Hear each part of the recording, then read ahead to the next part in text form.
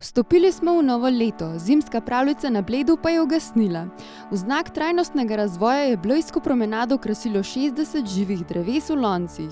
Ob zaključku zimske pravljice je Turizem Bled ta drevesca podaril tistim, ki so jih želeli posvojiti. Razdelili smo vseh 60 smrek, kolikor jih je bilo tule na zimski pravljici na Jezerski promenadi od 29. novembra, ko smo promenado okrasili zimsko pravljico, pa do danes, ko jo zapiramo.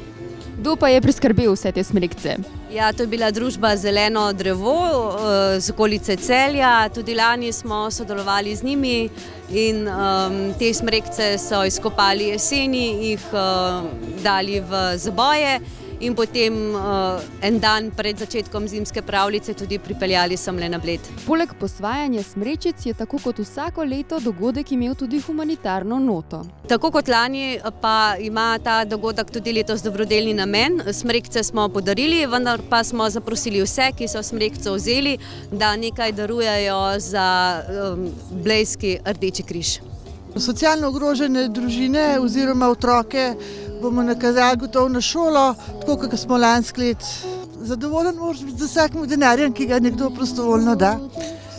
Drugače pa lansko let je bilo več. Hvala vsem, ki ste darovali. Zelene smrečice so Blejsko promenado krasile ves december. Sedaj pa jih bodo prevzeli novi lastniki, ki jim bodo našli nov prostor za rast. Potrebujejo namreč ravno prav sonca, veliko vode in seveda ljubezni. Živijo, jaz sem Tjaša Tomc, vzela bom eno smrekico, posadili bomo na vrtu. Več o predanih drevescih smo se pogovarjali z Janom Bizjakom. Ja, to je neke vrste srebrna smreka, Picea pungens je drugače latinsko ime.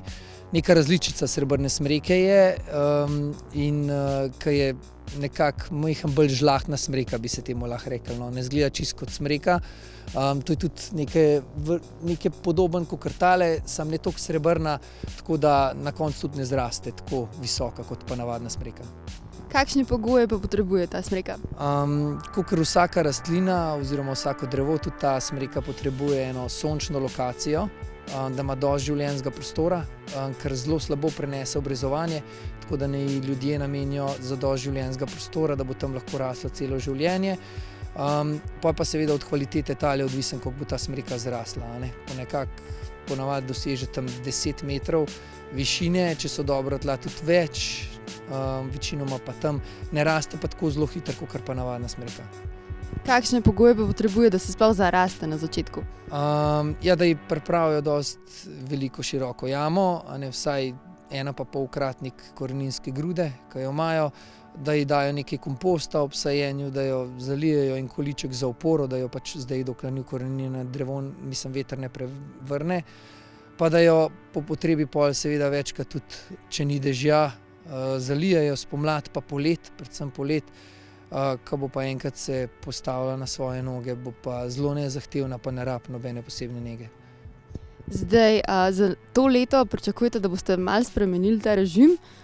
Ja, naslednje leto je načrt tak, da bojo smreke dejansko ukoreninjene že spomladi in bomo potlej podeljevali jeseni že ulončene srebrne smreke, se pravi, da so že ukoreninjene v samem loncu s koreninsko grudo in potlej je tudi seveda veliko lažje za drevo, veliko manj je stres, presajanje je veliko manjši stres in pol je tudi velika večja verjetnost oziroma praktično ni bojazni, da se smreka ne bi v nekem novem domu tudi urasla in pol živela še mnogo let. Kaj pa ji lahko škoduje?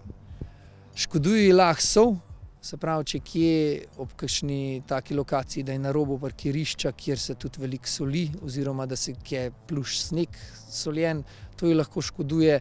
Drugače pa ne prenese, da je visoka podtalnica, se pravi, da zastaja nekje voda, drugih nekih ne vem kakšnih zahtev pa nima. Lahko ji za lepšo barvo igelc dodajo kakšen ta magnezijev gnojil za igelce, pa je na dolgi rok.